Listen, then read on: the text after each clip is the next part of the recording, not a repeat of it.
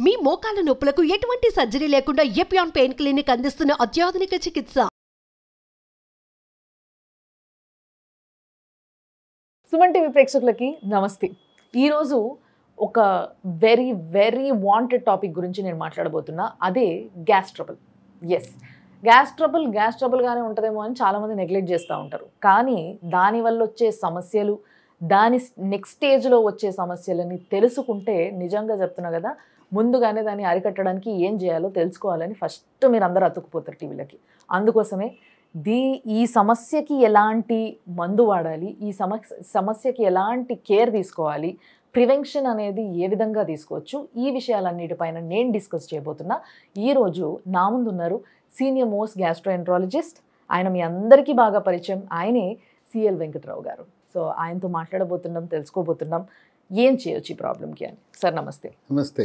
So sir, యాక్చువల్గా gas trouble, దీనివల్ల రకరకాల సమస్యలు సార్. రీసెంట్గా నేను చూసిన కొంతమందికి గ్యాస్ ట్రబుల్ వల్ల తలనొప్పి వస్తుందని డైరెక్ట్గా, గ్యాస్ ట్రబుల్ వల్ల మోషన్స్ ప్రాబ్లం, అంటే మోషన్స్ రాకపోవడం సరిగ్గా, ఇలాంటి ప్రాబ్లమ్స్తో పాటు ఇంకేమైనా ప్రాబ్లమ్స్ కూడా ఉంటాయా? ఇవాళ గ్యాస్ ట్రబుల్ అనేది పిల్లలకి, యువకులకు, వృద్ధులకు వయసుతో సంబంధం లేకుండా వస్తున్నాయి. పిల్లలకి ఎందుకు గ్యాస్ ట్రబుల్ వస్తుందంటే మానసిక ఒత్తిడి. వాళ్ళు ఈ కార్పొరేటు స్కూళ్ళకి వెళ్తున్నారు. ఇక చదువు అసలు ఆటలనేవి లేవు, విరామం ఉండదు. చేరినప్పటి నుంచి కూడా వాళ్ళు ఐఐటి కోచింగు, నీట్ కోచింగు.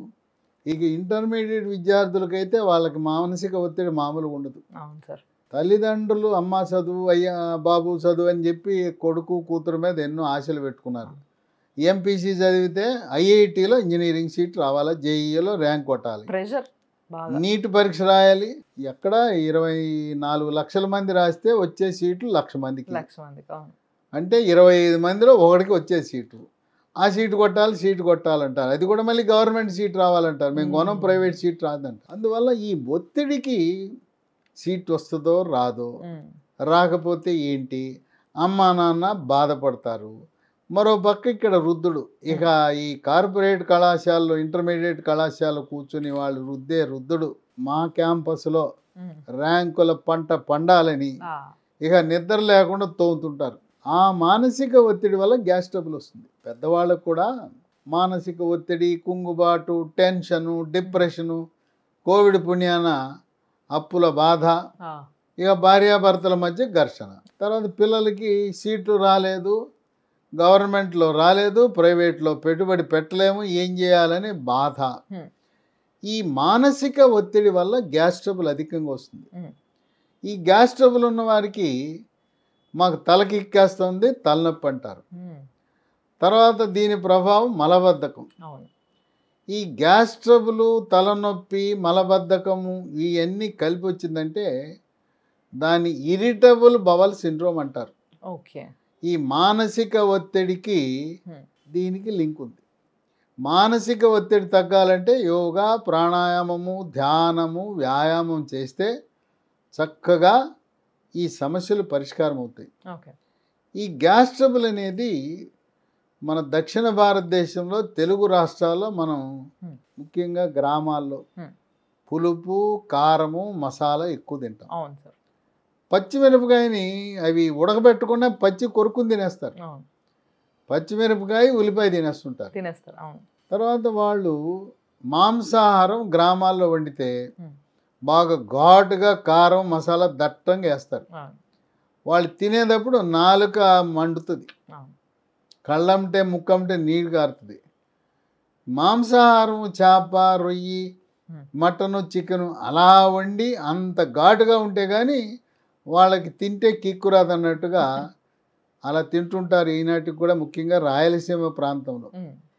ఈ రకం మసాలాలు ఎక్కువ వాడటము, ఈ పులుపు, కారం వీటి ప్రభావం వల్ల జీర్ణాశయములో అవసరమైన హైడ్రోక్లోరిక్ ఆమ్లం కంటే ఎక్కువ ఉత్పత్తి అయి పేగు పూత, పేగు రాపిడి లేదా పుండు ఏర్పడుతుంది. దానివల్ల గ్యాస్ ట్రబుల్ వస్తుంది. గ్యాస్ ట్రబుల్ వల్ల తేపులు వస్తాయి, పుల్లటి తేపులు వస్తాయి. తర్వాత కడుపులో మంట, తీవ్రమైన నొప్పి, ఇంకా కొంతమందికి పొట్టలో గుడగుడ శబ్దాలు వస్తాయి. ఈ మధ్య కాలంలో చాలా మందికి ఛాతీలో మంట నొప్పి వస్తూ ఉంది. ఈ ఛాతీలో మంట నొప్పి ఇది గ్యాస్ ట్రబుల్ వల్ల వచ్చిందా, హార్ట్ అటాక్ వల్ల వచ్చిందా అనేది కొంచెం కష్టతరం అవుతుంది. ఈ రెండింటిని ఎలా గుర్తించాలంటే, గ్యాస్ ట్రబుల్ అయితే నొప్పి మంట ఉంటుంది, ఛాతీలో ఆయాసం ఉండదు, చెమటలు పట్టవు. ఎవరికైనా ఛాతీలో మంట, పొల్లటి తేపులు, గ్యాస్ ట్రబుల్స్ లక్షణాలతో పాటు చెమట పట్టిన, ఆయాసం వచ్చినా అది గుండెపోటు, హార్ట్ అటాక్గా భావించి వెంటనే హాస్పిటల్కి వెళ్ళాలి. ఈ అన్నవాహిక జీర్ణాశయం కలయికలో కండరాలతో కూడిన కవాటం ఉంటుంది. ఈ కవాటం లూజ్ అయిపోయినప్పుడు జీర్ణాశయంలో ఉత్పత్తి అయ్యే హైడ్రోక్లోరిక్ ఆమ్లం అన్నవాహికలోకి వెళ్ళి ఛాతీలో మంట వస్తుంది. దీన్ని, ఈ కవాటము లూజ్ అవటాన్ని వైద్య పరిభాషలో GERD గెర్డ్ అంటారు. ఇదే కాకుండా తలనొప్పికి, మోకాళ్ళ నొప్పులకి, నడుము నొప్పికి విచక్షణారహితంగా నొప్పి టాబ్లెట్లు వెళ్ళటం, మందుల షాపులో కొనుక్కోవటం, వాడటం. ఈ విచక్షణారహితంగా నొప్పి టాబ్లెట్లు వాడేవారికి మూత్రపిండాలు పాడైపోవడంతో పాటు పేగు పూత, పేగు రాపిడి వచ్చి గ్యాస్ ట్రబుల్ వచ్చే అవకాశం ఉంది. ఇవే కాక ధూమపానం, బీడీ, సిగరెట్టు, చుట్ట, గుట్కా, పాన్ పరాగు, నస్యము, జరదాకిళ్ళి, కారాకిళ్ళి లాంటి పొగాకు ఉత్పత్తులలో ఉండే నికోటిన్ ప్రభావం వల్ల ఈ పేగుపూత, పేగు రాపిడి వచ్చి గ్యాస్ ట్రబుల్ వస్తుంది. దీంతో పాటు మద్యం, కళ్ళు, సారా, బీరు, బ్రాందీ, విస్కీ వీటి వల్ల కూడా పేగు రాపిడి వచ్చి గ్యాస్ ట్రబుల్ వస్తుంది. అండ్ వీటితో పాటు బయట తినే తిండి, పిల్లలు ఎక్కువగా జంక్ ఫుడ్ తింటారు కదా, బయట తినే ఫాస్ట్ ఫుడ్, జంక్ ఫుడ్, పిజ్జాలు, బర్గర్లు, నూడిల్స్, తర్వాత బండ్ల మీద, తోపుడు బండ్ల మీద ఉండే పానీపూరి, భేల్పూరి, చాట్ లాంటివి తినటం వల్ల కూడా ఈ గ్యాస్ ట్రబుల్ అధికంగా వస్తుంది. మద్యం సేవించే వాళ్ళు, నేను ఫారిన్ లిక్కర్ తాగుతున్నా, ఖరీదైన మద్యం తాగుతున్నా, ఇది తాగితే నాకు ఏమి రాదులే అనుకుంటారు. అది అమెరికా లిక్కర్ అయినా, ఏ దేశం నుంచి వచ్చిన లిక్కర్ అయినా, ఖరీదైనా, మామూలు నాటు సారా, కళ్ళు తాగితే ఎటువంటి ప్రభావం ఉంటుందో అలాంటి ప్రభావం ఉంటుంది. కనుక ఇది, ఈ గ్యాస్ ట్రబుల్ ఎందుకు వస్తుంది, పేగు పోతుందా, పేగు రాపిడి ఉందా అని తెలుసుకోవాలంటే, ఒక లైట్ అమర్చిన సన్నటి ట్యూబ్ని నోటి ద్వారా లోపలికి ప్రవేశపెడతారు, అన్నవాహిక ద్వారా జీర్ణాశయంలోకి. ఈ పరికరాన్ని గ్యాస్ట్రోస్కోప్ అంటారు. ఈ గ్యాస్ట్రోస్కోపీ పరీక్ష చేయటం ద్వారా లోపల పేగు పూత, పేగు రాపిడి, పేగు వరిపిడి అవన్నీ కూడా మనం గమనించవచ్చు. గతంలో ఈ పేగు పూతకి నేను విద్యార్థిగా ఉన్న సమయంలో ఆపరేషన్ చేసేవారు. ఇప్పుడు అసలు ఆపరేషన్ చేయవలసిన అవసరమే లేదు. ఆపరేషన్ లేకుండా మందులు మనకు అందుబాటులో వచ్చినాయి. మందుల్ని నమ్ముకోకుండా ఆహార నియమాలు పాటించాలి, ధూమపానము, మద్యపానానికి దూరంగా ఉండాలి.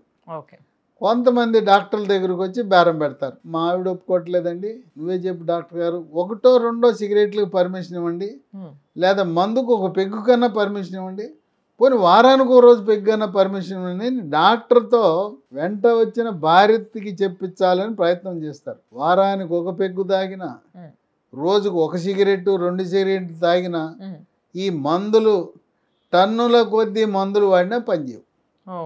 మార్కెట్లో అనేకమైన మందులు ఉన్నాయి. వాటిలో లీ ఫార్మా అనే కంపెనీ ఒక నూతనంగా ఒక ఔషధాన్ని మార్కెట్లో ప్రవేశపెట్టారు. దాని పేరు SGARE40, ESGEAR40. ఈ SGARE40 పరగడుపున రోజు కనీసం, ఇవి 28 ట్యాబ్లెట్లు ఉంటాయి ప్యాకెట్లో. ఈ 28 రోజులు వాడితే చక్కటి ఉపశమనం లభిస్తుంది. కొంతమంది దీన్ని 3 నెలల పాటు వాడవలసిన అవసరం ఉంటుంది. అంటే ఇది ఆయుర్వేదిక్ కాదు కదా సార్, అయినా కూడా ఇది ఇంగ్లీష్ మందు, అల్లోపతి మందు. ఇది తీవ్రంగా గ్యాస్ ట్రబుల్ ఉండి పుండు ఉన్నప్పుడు అలాంటి వారు పరగడుపున ఒకటి, రాత్రి పడుకునే ముందు కూడా వాడచ్చు. 2 ట్యాబ్లెట్లు కూడా వాడచ్చు. సైడ్ ఎఫెక్ట్స్ ఏముండవు, దీనికి ఎటువంటి సైడ్ ఎఫెక్ట్స్ ఉండవు. ఇది దీర్ఘకాలికంగా వాడుకోవచ్చు. ఒకసారి వాడాం తగ్గిపోయింది. మనం ఇంట్లో అట్టి పెట్టుకుని గ్యాస్ ట్రబుల్ ఎప్పుడు వస్తే అప్పుడు వాడుకునే అవకాశం కూడా ఉంది. వచ్చినప్పుడు వాడుకోవచ్చు. ఓకే. దీనివల్ల ఎటువంటి సైడ్ ఎఫెక్ట్స్ ఉండవు. మనం వాడుకునేప్పుడు పరగడుపున థైరాయిడ్ టాబ్లెట్ వాడతాం అనుమానం వస్తుంది. మరి థైరాయిడ్ నేను వాడాలి, ఇది వేసుకోవాలి ఎట్లా అని అంటారు. థైరాయిడ్ వేసుకుని 15 నిమిషాల తర్వాత ఇది వేసుకోవాలి. ఇది వేసుకున్న తర్వాత ఎంతసేపటికి ఏదైనా తినమంటారంటే ఒక అరగంట. టాబ్లెట్ వేసుకున్న తర్వాత ఒక అరగంట ఆగితే. ఇప్పుడు నైట్ వేసుకోమన్నది కూడా తినక ముందా సార్, తిన్న తర్వాత?